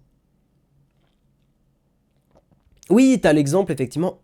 Auxefer, tu as un bon exemple. Je suis un peu fatigué, donc les exemples ne me viennent pas forcément facilement. Mais regardez, même dans des pays qu'on considère démocratiques, comme les États-Unis, alors certains vont rigoler, mais on va dire factuellement, c'est un peu encore une forme de démocratie. Euh, Tu vois, tous les débats sur le droit à l'avortement, sur ce genre de choses, il y a des femmes qui se sont déjà fait accuser aux États-Unis d'avoir cherché sur Google Maps des cliniques pour avorter. Dans le passé, alors que c'était encore légal dans certains États. Si ces recherches étaient chiffrées, elles n'auraient pas été accusées, poursuivies. Voilà. Donc, donc c'est très important. C'est très très important. Très très très important. Et oui, je donne l'exemple des photos d'enfants V. Freeman parce qu'il va parler aux parents. Mais effectivement, moi, si un jour je suis papa, je suis désolé, mais moi mes photos, je vais les turbo chiffrer. Je veux pas que mes photos de mes enfants soient visibles sur des serveurs chez Apple, chez Amazon, chez Google. C'est mort. C'est mort. Je veux pas qu'un employé puisse trouver des photos de mes enfants et les voir, quoi. C'est mort. Ce sont mes photos. Voilà. C'est tout. Salut Jeannot le Blanco. On va avancer, mais c'est intéressant. Voilà, voilà. Vous voyez, typiquement, vos photos de vos enfants, vous n'allez pas les foutre. Euh, je sais pas. En fait, typiquement, c'est comme si vous. Comment dire Non, mais on va avancer. On va avancer, on va avancer. Mais c'est intéressant. Alors, Activision Blizzard. C'est le dernier article et après on a une petite cerise, donc pas d'inquiétude Samuel, on devrait finir dans les temps. Article un peu long, je vais essayer de le faire un peu plus rapidement. Mais néanmoins, c'est quand même... C'est important. Activision Blizzard. Les États-Unis attaquent Microsoft en justice pour bloquer le rachat. Parce que vous vous rappelez, ça a fait tout un foin. Les gens disent oui, on titrait oui, Microsoft rachète Activision Blizzard. Non. Comme Jérôme l'avait dit, ce n'est pas encore acté. Il y a des possibilités que ça ne se fasse pas. Et justement, c'est un peu compliqué en ce moment. Activision Blizzard, donc effectivement, voilà, enfin l'article sous-titre Microsoft obtiendrait un avantage injuste dans l'industrie du jeu vidéo. On en a déjà parlé dans le mug, hein, effectivement, mais là pour le coup, dans le mug on avait parlé du Royaume-Uni qui étudiait le dossier, mais là maintenant c'est les États-Unis, c'est la FTC, la Federal Trade Commission, donc un peu la... Comment on pourrait le traduire J'allais dire la DGSE, c'est pas la DGSE du tout, c'est la DGCRFF, la direction de répression des fraudes. Ça pourrait être un peu ça, j'imagine. Federal Trade Commission. On pourrait faire un équivalent français comme ça. Ou l'AMF c'est quoi? DGCCRD, ouais. DGCCRF, non, DGCCRF. L'AMF, c'est quoi? AMF France. Ouais, t'as raison. Tu as raison. Soyons plus précis. Tu as raison, Dromadaire, c'est plutôt l'autorité des marchés financiers. Exact. Exact. Alors. Donc effectivement, la Federal Trade Commission a annoncé qu'elle chercherait à empêcher Microsoft d'acquérir Activision Blizzard. Le projet d'acquisition d'Activision Blizzard par Microsoft, d'un montant de près de 69 milliards de dollars, rencontre un nouvel obstacle de taille. La FTC a lancé une action en justice fédérale antitrust pour bloquer l'opération. Depuis que l'opération de Microsoft a été annoncée, elle a fait l'objet de très nombreuses discussions. Certains acteurs, comme Sony, ont tenté de bloquer l'acquisition. L'une des questions qui n'a cessé de se poser depuis l'annonce... Quoi? L'une des questions qui n'a cessé de se poser... Ouais, je comprends pas la phrase. Mais effectivement, ce qui a fait débat, c'est Call of Duty. Call of Duty qui est quand même une licence complètement énorme. Et le débat qu'il y avait, c'est Call of Duty, avec le rachat de Microsoft, la Xbox et tout ça, pourrait devenir un jeu exclusif Xbox. Et ça, c'est considéré comme fortement anticoncurrentiel. Le jeu ne sortirait pas sur la Switch, ne sortirait pas sur Steam, ne sortirait pas sur PlayStation. Voilà. Donc, la FTC est une agence indépendante du gouvernement des États-Unis. Sa mission principale, c'est l'application du droit de la consommation et le contrôle des pratiques commerciales anticoncurrentielles. Voilà, l'agence, donc la FTC, affirme que la Xbox prendrait le contrôle des meilleures franchises de jeux vidéo et donc nuirait à la concurrence dans le secteur des consoles de jeux haute performance et des services d'abonnement en refusant ou en dégradant l'accès de ses concurrents à son contenu populaire. Parce qu'effectivement, on peut avoir l'inquiétude que, par exemple, Call of Duty sorte sur Xbox 2 semaines avant que la PlayStation. Voilà. La FTC note par ailleurs qu'Activision Blizzard est l'un des très rares développeurs de jeux vidéo au monde à créer et publier des jeux vidéo de haute qualité pour plusieurs appareils. L'éditeur contrôle un grand nombre de titres, notamment Call of Duty, Warcraft, Overwatch et Diablo. La Commission américaine estime tout d'abord que Microsoft n'a pas tenu ses engagements auprès de l'Union européenne après le rachat de ZeniMax en faisant des jeux Starfield et Redfall de futures exclusivités de l'écosystème Xbox. Donc effectivement, pour le coup, Microsoft dans le passé n'a pas été réglo. Et la FTC prend ça en compte. Il serait donc impossible de faire confiance à Microsoft pour le rachat d'Activision Blizzard et la franchise Call of Duty. Microsoft a déjà montré qu'il peut et veut priver ses rivaux de contenu. Aujourd'hui, nous voulons empêcher Microsoft de prendre le contrôle d'un studio de jeux indépendant de premier plan et de l'utiliser pour nuire à la concurrence sur plusieurs marchés de jeux dynamiques et en pleine croissance. Même en proposant les jeux Activision sur les consoles rivales, la FTC estime que la firme aurait le champ libre pour manipuler les prix ou dégrader l'expérience de jeu sur les autres plateformes. Il faut noter que la FTC parle dans son communiqué de consoles à haute performance. Il est très probable qu'elle souhaite ainsi écarter la Nintendo Switch, tiens, c'est intéressant ça, pour n'observer que le marché composé de la PlayStation 5 et des Xbox Series. Microsoft peut choisir d'abandonner son projet de rachat, auquel cas la firme devra payer un dédommagement de 2 à 3 milliards de dollars auprès d'Activision Blizzard. La firme a toutefois fait le choix de combattre la FTC et souhaite suivre l'affaire en justice. Voilà, bon, Microsoft fait de la communication classique, nous avons une confiance totale dans notre dossier, nous sommes heureux d'avoir l'occasion de le présenter au tribunal.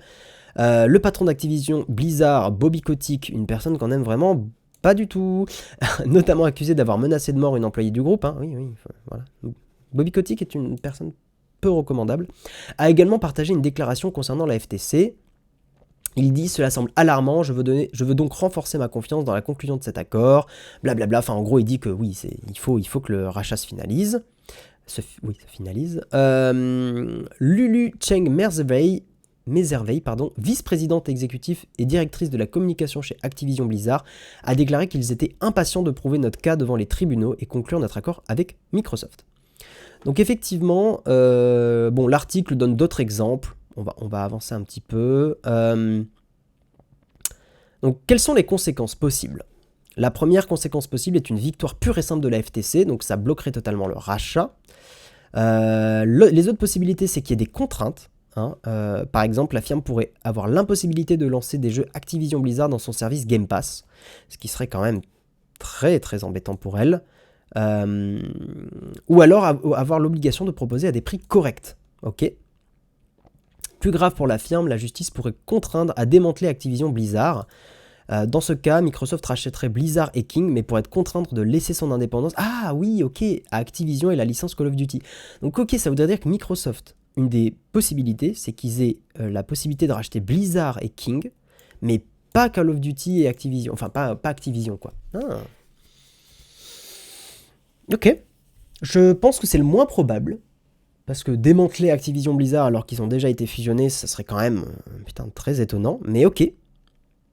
Ok. Tac. Je pense qu'on va un petit peu sauter la fin de l'article.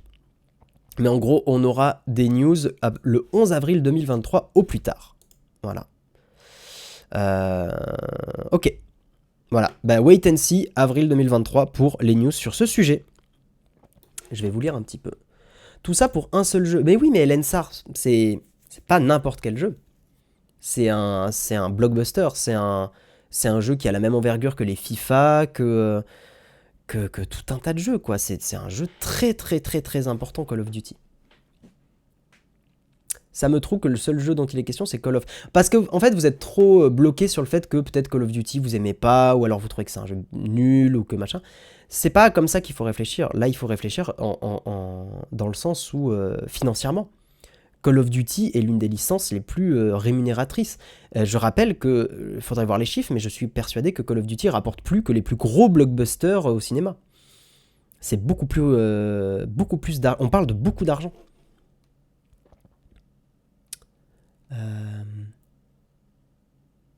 Montana, j'ai jamais compris ces problèmes, j'ai une PS5 pour 3 exclus Sony.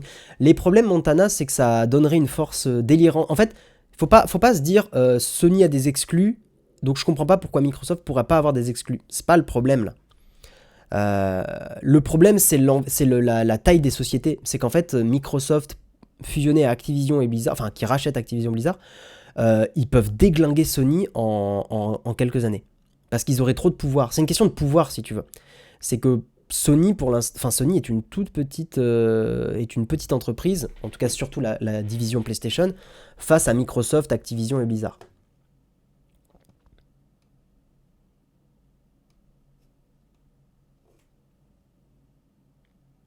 Et Nintendo, ils ne font que des exclus. C'est pas pareil, c'est pas la même chose. C'est que Nintendo, c'est déjà une entreprise à part entière, elle est déjà établie. Là, on est en discussion pour bloquer une fusion. C'est pas la même chose. C'est pas la même chose. Aujourd'hui, Blizzard... Oui, c'est ça, Montana, un God of War, ça fait vendre combien de consoles? C'est ridicule comparé. Si Call of Duty était une exclue Xbox, je vous assurerai que les gens n'achèteraient... Enfin, beaucoup de gens n'achèteraient pas de PlayStation. Ils achèteraient que des Xbox.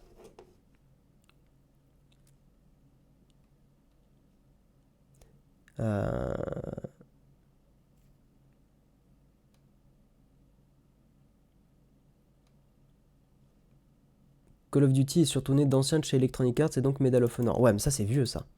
Ça, je te dirais que c'est les débuts de Call of Duty, mais c'est un peu de l'histoire ancienne. Maintenant, enfin, la genèse du projet Call of Duty n'a pas d'impact dans toute cette histoire.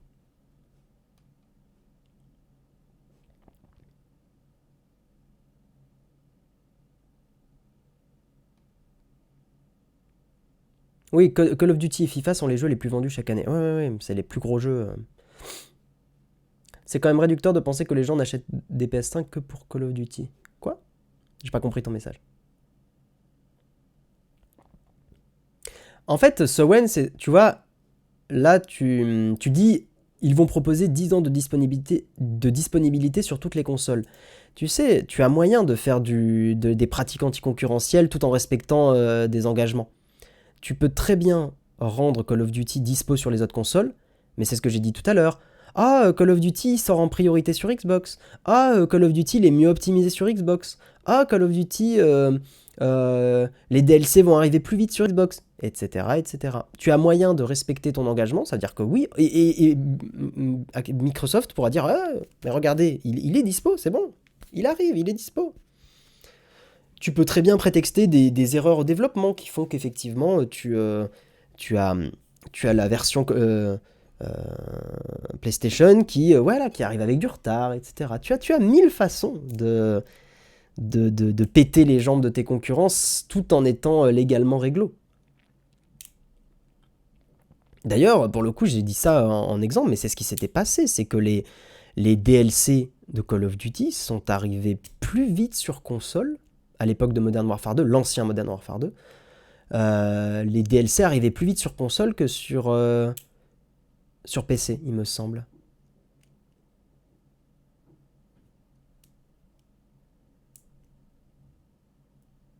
C'est ce que fait Sony depuis des années, ça pose problème à personne. Mais je comprends pas que vous bloquiez là-dessus, c'est pas le débat. C'est pas une question... En fait, on n'est pas dans une question... comment dire? Là, le débat, c'est est-ce qu'on laisse Microsoft, Activision Blizzard fusionner? Enfin, est-ce qu'on laisse Microsoft racheter Activision Blizzard? Parce que là, vous dites Sony a des exclus. Mais en fait, Sony, il est comme il est aujourd'hui. Point. En fait, Sony existe et fait des exclus. Oui, point. Tout à fait. C'est pas le débat. Le débat, c'est est-ce qu'on laisse Microsoft, Activision Blizzard avoir un pouvoir immense qui pourrait potentiellement péter la concurrence? Si Sony fait des exclus aujourd'hui, c'est peut-être aussi qu'ils n'ont pas trop le choix. En fait, j'ai l'impression que vous êtes en mode, mais je peux comprendre, mais vous êtes en mode, si l'un fait quelque chose, on doit laisser les autres faire la même chose. C'est pas le débat. Aujourd'hui, si Microsoft veut développer des exclus Xbox, ils peuvent le faire. Là, aujourd'hui, si Microsoft relance son... d'ailleurs, ils l'ont relancé avec Age of Empires, mais si Microsoft veut faire une licence exclue Xbox, aujourd'hui, ils ont le droit.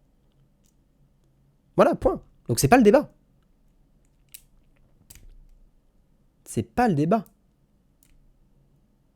Actuellement, c'est Sony qui a des exclus sur Call of Duty. Ah bon?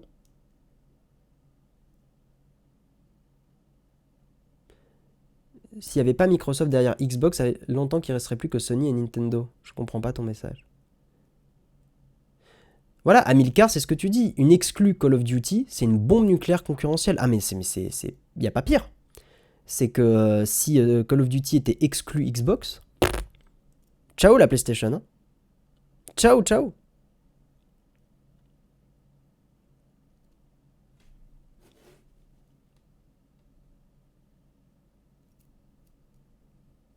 Mais ils ont quoi comme exclus sur Call of Duty Sony actuellement? Ils ont des exclus? C'est quoi, il y a des trucs qui sortent plus vite chez Sony?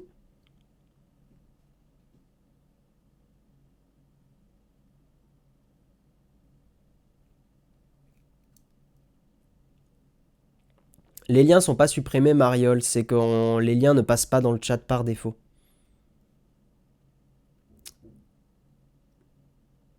Actuellement, c'est Sony qui a des bonus sur Call of Duty par rapport aux autres. Sony veut toujours être lead. Ok, je savais pas que Sony avait des petits avantages. Ok. Et c'est pas un lien, mais c'est pas de notre faute, Mariol, c'est le truc de Twitch automatique qui supprime. Mais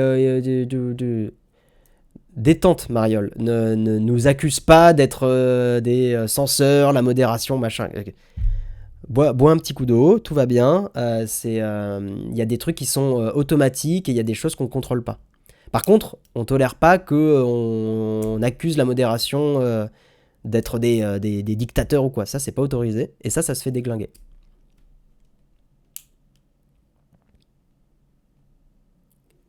Si, t'as accusé, t'as dit ça supprime des liens alors que ça n'en est pas. Ah, tu parlais peut-être... Ok. Non, ok, tout va bien, Mario. Tout va bien. Tout va bien, my bad. Pourquoi Xiao Sony... Après, c'est vrai que non, mais c'est intéressant dans le débat. Je savais pas que Sony avait des petits avantages sur Call of Duty. C'est intéressant, on en discute. C'est intéressant. Il n'empêche que même si Sony a des petits avantages sur Call of Duty aujourd'hui, je pense que c'est quand même pas le débat. Parce que là, on est quand même en train de discuter de Microsoft, qui est un GAFAM, quoi, enfin une énorme entreprise, qui pourrait racheter Activision Blizzard, qui sont des studios énormes. Là où, si on compare... Parce que Sony n'a pas de maison mère au-dessus. Sony, c'est la maison mère, point. Et si on compare la taille de Microsoft à la taille de Sony, il sera intéressant. Voyons voir. Microsoft, chiffre affaires 2021. Microsoft, chiffre d'affaires 46 milliards de dollars pour Microsoft. Et on va mettre Sony pour la même année.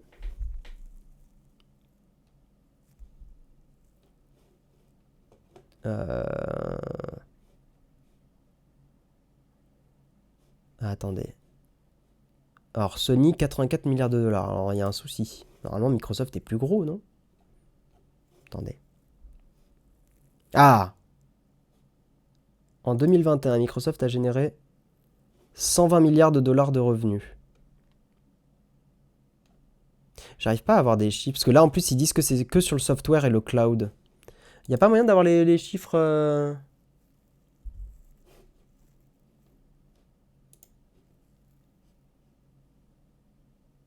Faut pas parler en dollars, mais en Bernard Arnault.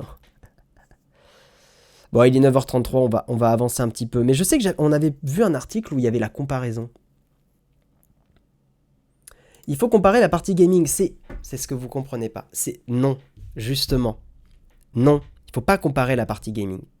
Parce que ce qui est intéressant, c'est l'argent que peut injecter la maison mère. C'est tout le problème de ce rachat. C'est que la maison mère, Microsoft, si elle rachète Activision Blizzard, c'est sa capacité d'investissement qui est intéressante à analyser. Sony, c'est pareil. Je veux pas comparer Sony Gaming ou Sony Entertainment. Je veux comparer Sony, la maison mère. Parce que la maison mère peut décider d'injecter de l'argent dans la partie divertissement. Et ça serait pareil pour Microsoft. Microsoft peut décider d'investir de l'argent et de foutre de l'argent. Comme Google qui fout de l'argent dans YouTube. Voilà. On va avancer, mesdames et messieurs. On va avancer. Et avant de passer à la petite cerise sur le croissant, les top 10 de ce que vous avez cherché sur Google en 2022, donc c'est quand même intéressant, nous allons parler de notre merveilleux sponsor, évidemment, Shadow. Et oui, et attendez, on va switch d'écran. On va parler de Shadow. Et oui, Shadow, qu'est-ce que c'est? Mais vous les connaissez. Alors attendez, on va essayer de juste baisser ça comme ça. Voilà. Shadow, vous les connaissez. C'est un service de cloud computing. Tout ce qu'on peut faire avec un PC classique peut être fait sur un Shadow. Surfer, jouer, travailler, se distraire. Vous pouvez accéder à votre PC Shadow depuis n'importe quel appareil et avec n'importe quelle connexion internet stable. On précise bien, d'au moins 15 mégabits par seconde. Vous pouvez utiliser ou jouer avec votre Shadow sur votre vieux PC ou votre nouveau Mac, sur votre Android ou iOS, sur la télé connectée ou même un Raspberry Pi 4. Au niveau jeu, la grande force de Shadow par rapport aux offres de cloud gaming, c'est que c'est un vrai PC complet, compatible avec tous les jeux et tous les mods, peu importe la marketplace. C'est aussi compatible avec tous les logiciels, Photoshop, Blender, etc. qui tournent sur un PC avec Windows 10. Bref, Shadow, c'est un PC complet accessible pour 29,99 par mois. Mais peut-être que vous voulez plus de puissance, un PC capable de faire tourner des gros jeux avec du ray tracing de partout, une bête de course pour faire de la 3D ou du montage vidéo, eh bien il y a la nouvelle option Power. Shadow plus Power, c'est une configuration performante optimisée pour le ray tracing avec une RTX 3070 ou équivalente pour un supplément de 14,99 par mois. Alors voilà, on vous laisse écrire dans le chat !Shadow, vous aurez le lien pour aller souscrire et tester. Et vous avez surtout un code Nowtech10 qui va vous permettre d'avoir 10 € sur votre premier mois. Voilà. Voilà. Et d'ailleurs, alors, petite info, si le code Nowtech10 ne fonctionne pas, normalement il fonctionne, mais si ça ne fonctionne pas, utilisez le code Nowtech. Voilà. Je vous le dis, il y a des petits couacs là sur les codes de réduction. Il faut que je fasse le point avec Léo, parce que c'est lui qui gère l'affaire. Et je crois qu'il y a des petits couacs. Donc testez Nowtech 10. Si ça marche pas, vous avez Nowtech. Voilà. Et dans tous les cas, vous avez 10 € de réduc. Voilà. Donc si vous êtes intéressé, c'est sans engagement. On le précise bien, sans engagement. Donc ça, c'est quand même très très cool. On va passer à la cerise sur le croissant, c'est parti, on va se faire le top 10 des recherches Google 2022, c'est parti.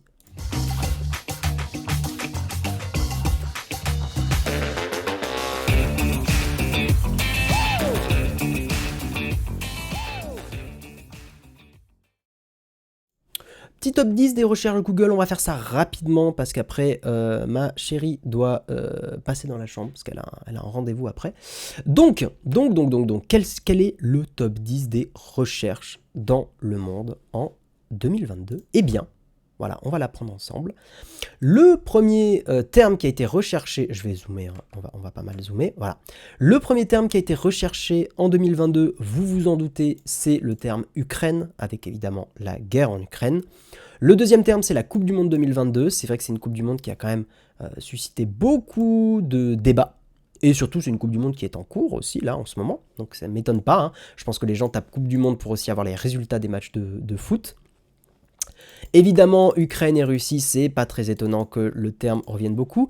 Gaspard Ulliel, alors ça, pour le coup, j'ai pas l'info, c'est un acteur français décédé dans un accident de ski. Ah oui, c'est vrai, je m'en rappelle. Gaspard Ulliel. Les élections présidentielles. Alors, pourquoi élection présidentielle ? Ça, je suis un petit peu curieux. Pourquoi ? Oui, c'est en France, hein, je précise bien que c'est en France, ouais. Élection présidentielle, Jean-Pierre Pernaut. Oui, parce qu'il est décédé, Jean-Pierre Pernaut, hein, c'est ça, ouais. Jean-Pierre Pernaut est décédé, effectivement. Ah oui, bah oui, c'était les législatives. Il y avait les législatives. Ah bon ? Oui, bah oui, c'est vrai. La Coupe d'Afrique des Nations aussi, donc on voit quand même que le foot est bien présent. Le pass vaccinal, ça m'étonne pas. Et Vladimir Poutine, effectivement, voilà. Voilà pour les top 10 des recherches. Mais je savais pas que... Je me rappelais pas que Jean-Pierre Pernaut était décédé. Attendez, je regarde. Mais je m'en rappelais pas. Ça m'avait pas marqué. Ah oui, non, il est bien décédé, ouais. Ah mais oui, putain, je confonds Pernaut et... celui qui veut gagner des millions. Comment il s'appelait ? Vous l'avez dans le chat, c'est sûr. J'ai confondu les deux. Oui, Pernaut, il faisait les JT régionaux, non ? C'était ça ? Oui, je confonds avec Jean-Pierre Foucault. Ouais. Oui, non, là c'est Pernaut, c'est pas Foucault. C'est pour ça que je m'étais en mode, mais Foucault, il est pas mort. Ouais, ouais. Tu te rappelles pas qu'il y a des élections ? Non, je sais pas, ça m'a... Oui, non, mais si, les élections. Mais je sais pas, putain, le temps dans ma tête s'est un peu dilaté, là, et j'ai pas du tout... Voilà. Allez, mesdames et messieurs, on passe au camp de fac très rapidement. Si vous voulez finir le mug tranquillou en discutant un peu, et après, je vais vous envoyer chez quelqu'un. Voilà. Allez, c'est parti.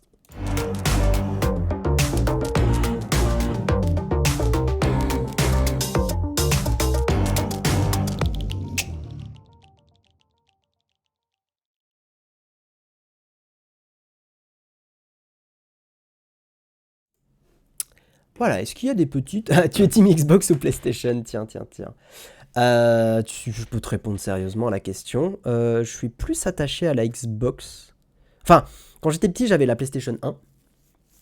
Mais je te dirais qu'aujourd'hui, je me sens plus proche de Xbox que de PlayStation. Maintenant, en vrai, je m'en fous un peu. Et de toute façon, je suis pas très console de salon. Je suis très PC, moi. Très PC. Voilà.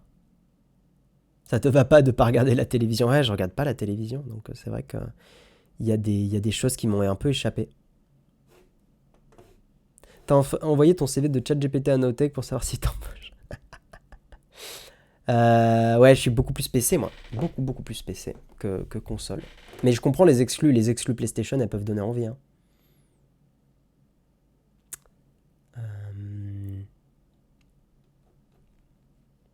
C'est quoi ta fonctionnalité préférée Apple ?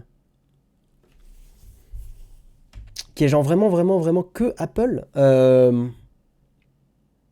J'aime bien les raccourcis quand même. Là, en fait, je m'en sers. Je sais qu'on a l'impression qu'on s'en sert pas, mais moi, je m'en sers des raccourcis.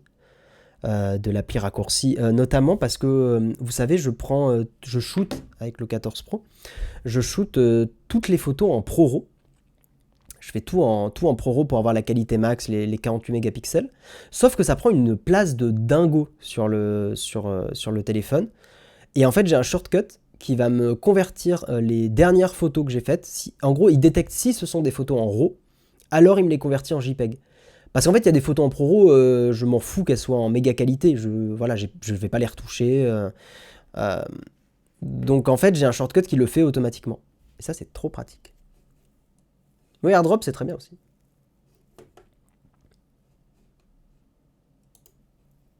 Ah, petit warning de Nicolas Sympa, effectivement, qui dit en cette période de Noël, une recrudescence de cambriolage. 3 voisins ont été visités mercredi. Bah faites attention à vous, les gens. Ah, merci pour l'info, John et Rolf. Donc, pour l'info, pour le débat Microsoft et Sony, Microsoft, c'est 203 milliards. Sony, c'est 80 milliards. Ok. C'est quand même des ordres de grandeur qui se comparent. Non, mais c'est intéressant. C'est intéressant. Bon, mesdames et messieurs, je vais vous laisser là. Il est 9h43 et on va raid ce matin. J'ai vu qu'il y avait Cabri qui était en live. Vu qu'on le raid pas beaucoup, Cabri, je me suis dit que ça pourrait être cool. Donc, je vais vous envoyer chez Cabri DIY. Voilà. Raid Cabri DIY. Voilà, Cabri DIY. Je vous fais des bisous. C'était un mug très très cool. On a discuté de plein de choses très chouettes ensemble. Et puis, on se retrouve normalement dans les annonces. Début de semaine prochaine, il va y avoir une nouvelle vidéo. Et oui, voilà, de toute façon, là, en ce moment, on fait une vidéo par semaine. Donc, ça va être chouette. Et puis le retour de Jérôme aussi, début de semaine prochaine. Voilà. Des bisous, les gens, et à lundi matin pour le mug. Ciao, ciao. Bye, bye.